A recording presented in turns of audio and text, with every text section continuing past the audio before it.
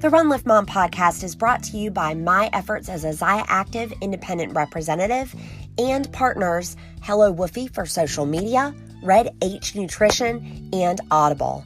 Audible is the newest of this lineup, and if you want to try Audible free, all you've got to do is visit audibletrial.com/runliftmom.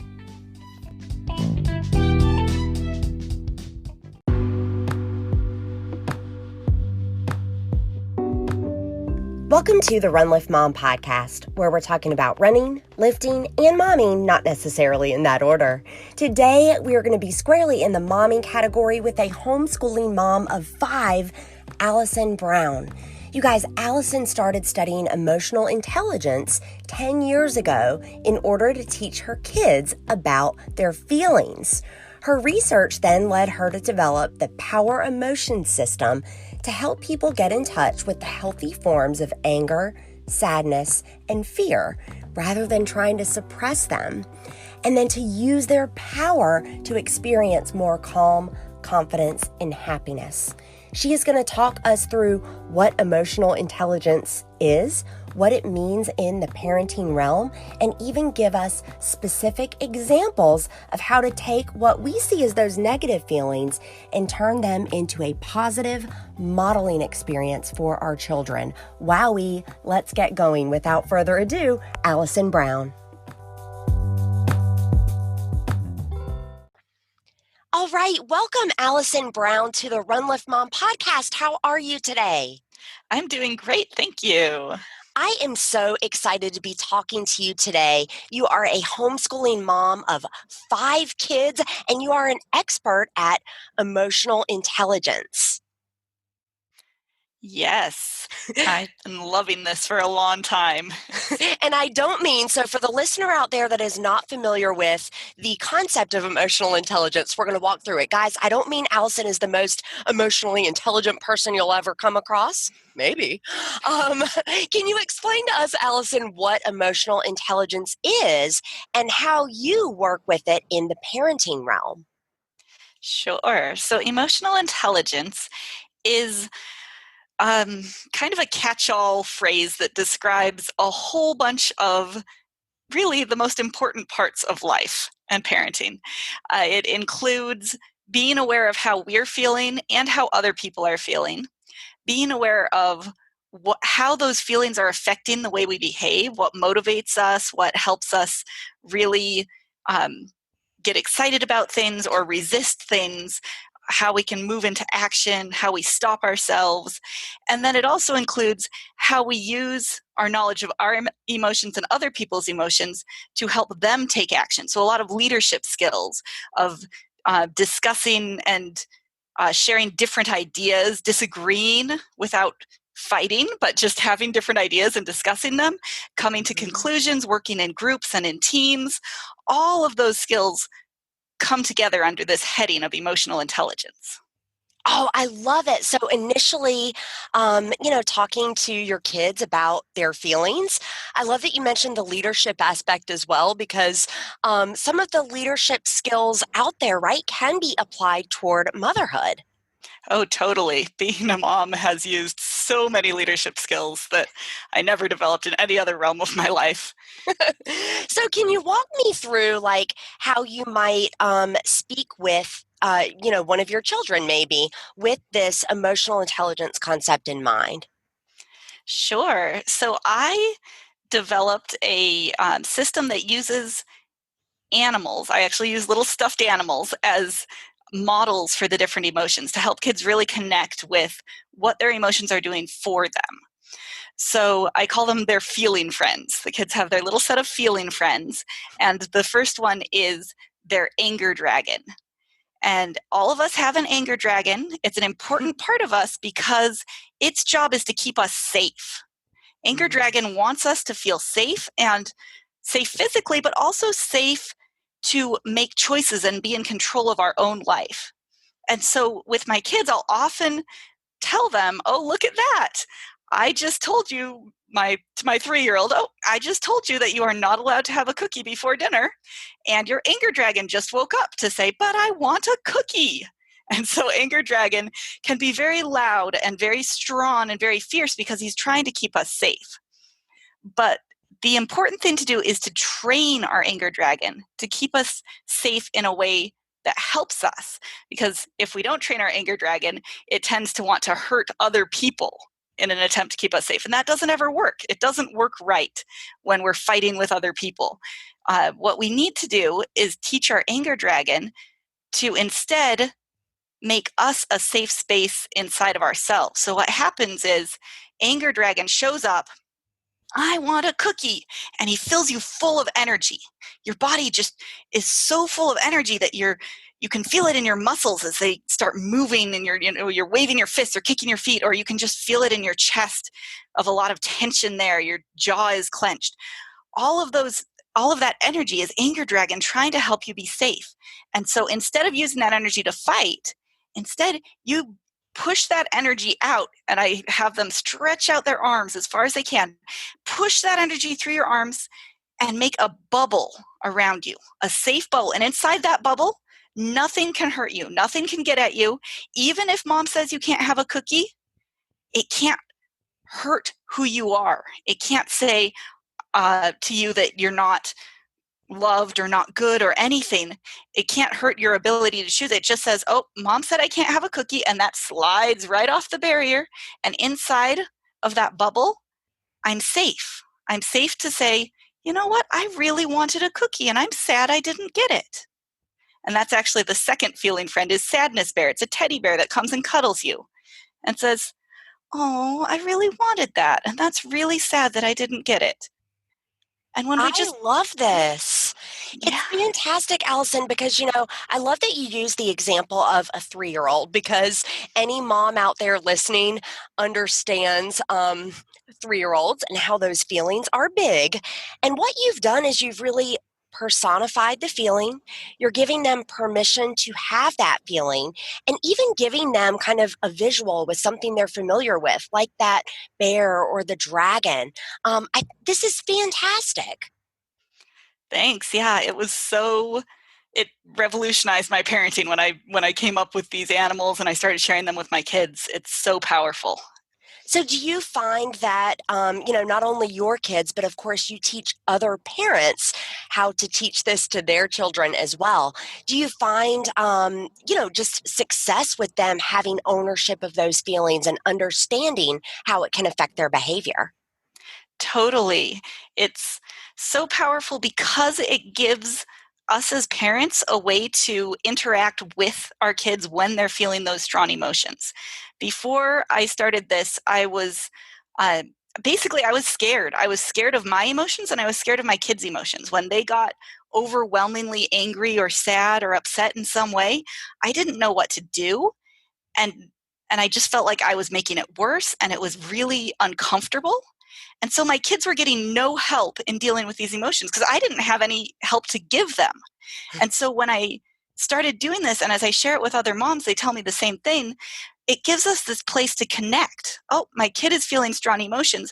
I know exactly what to do. I am confident in what I can do, and I can go in there and be with them while they're feeling strong emotions. So instead of being isolating, those strong emotions connect us.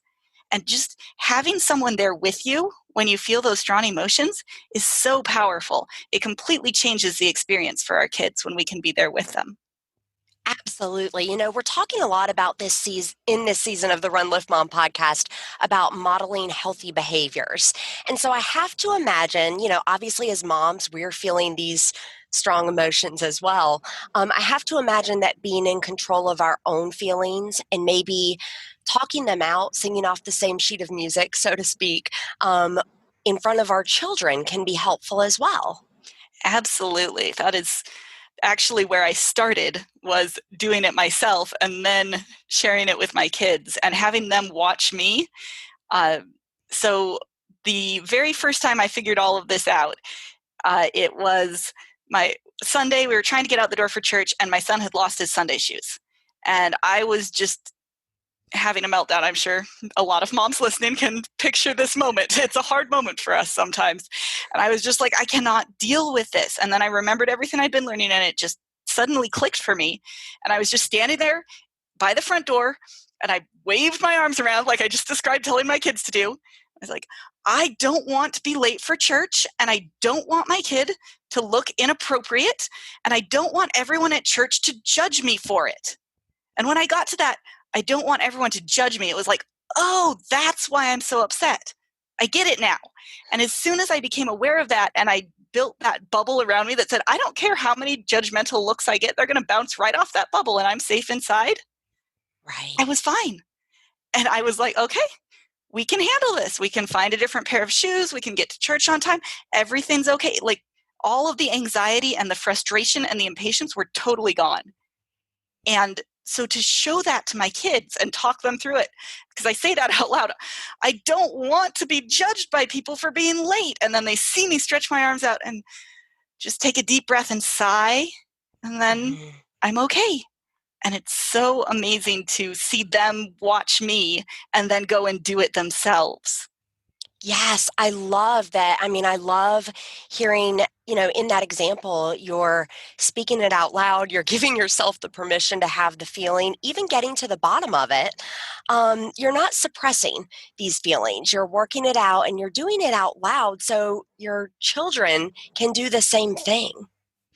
Absolutely. The modeling piece is so important when I teach this to other moms. I'm like, it really starts with you. If you tell your kids to use their anger dragon and you don't do it yourself, it's not going to work.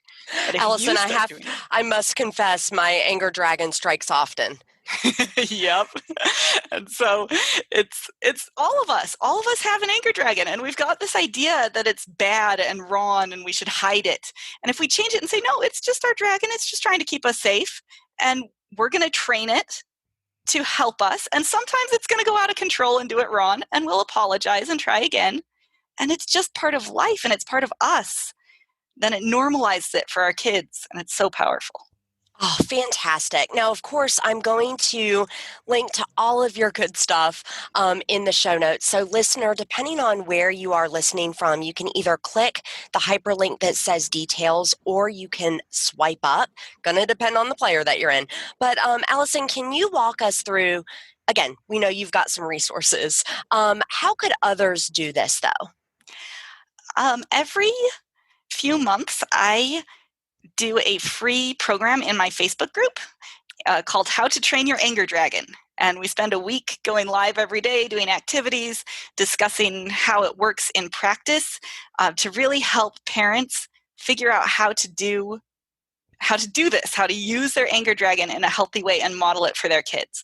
So that's in my free Facebook group, which is facebook.com/group/poweremotions. And like you said, there'll be a link people can click on. And that the next one is starting August 24th, and I do it every 6 to 8 weeks. So people can join anytime and get ready for the next run through of the How to Train Your Anger Dragon program. Well, free is also my favorite price for things. And this is really fantastic, Alison, that you are giving that value first to other moms. So, listener, we will definitely link to that. And what a great free training to help you get started with some of this work. Awesome. We know you hang out in your Facebook group. Where else can we find you, Alison? That's really the main place right now. I'm focusing just on the Facebook group, so I'm really, really active there. If people come in and join, you can message me or post in the group, and I get back to everybody within a day because I'm just there. So head to my Facebook group to talk to me. I love it. This is a woman who is creating community, helping her community thrive by getting a grasp on those feelings and enabling moms to model healthy behavior and teach to others. Thank you so much, Susie. It's been so good to talk to you about this. Likewise. Thank you so much, Alison.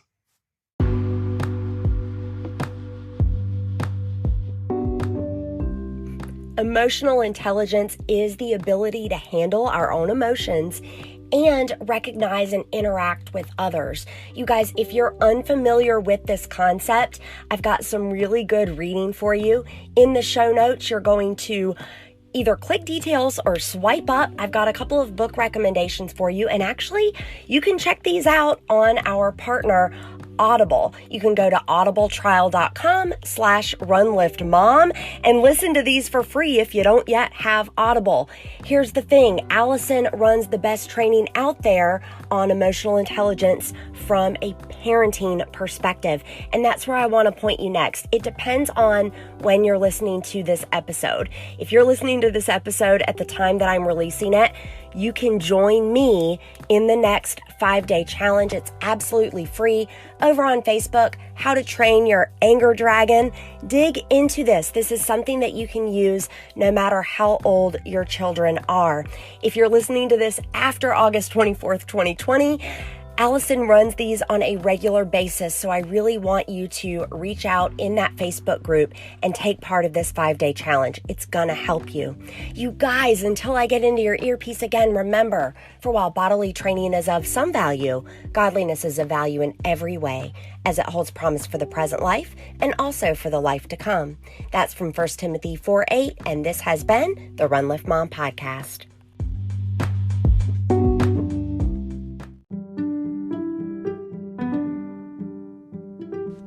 You guys, I'm thrilled to announce a new partner on Run Lift Mom, and that is Audible. I've been an Audible member for over 10 years, and my favorite part, hands down, it's the gift of time. I use the free app to take notes as I'm doing my long run and I hear something fantastic, and you are going to love it. If you want to try Audible free, visit audibletrial.com/runliftmom. That's RUNLIFTMOM. Again, for a free trial, visit audibletrial.com/runliftmom.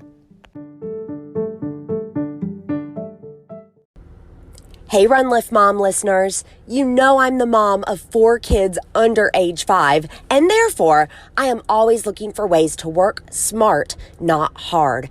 Anchor is the smartest way to make a podcast. Let me tell you why. First of all, there are creation tools that allow you to record and edit your podcast right from your phone or computer, but Anchor will also distribute your podcast for you, so then it can be heard on places like Spotify, Apple Podcasts, and a whole lot more. You can make money from your podcast with no minimum listenership. It is quite literally everything you need all in one place. And y'all, it's free.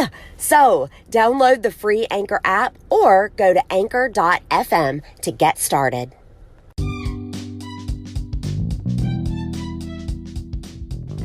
Thank you for listening to the Run Lift Mom podcast. What started as a passion project in February 2019 now has over 60,000 downloads and over 400 listens each day. It is amazing, and I know it is because of you, dear listener. I want to thank you for your ratings, reviews, and subscriptions. All you have to do is take a screenshot of your rating or your subscription. If you've already done it, clearly this is fair game. Take a screenshot and go to newreleasewednesday.com. That's newreleasewednesday.com. That's going to put you in a drawing for a free Zaya Active outfit, top and bottom piece, valued at over $100. Newreleasewednesday.com. Show me where you have rated and subscribed, and I'm going to get you in that drawing. Thank you so much for making this passion project possible.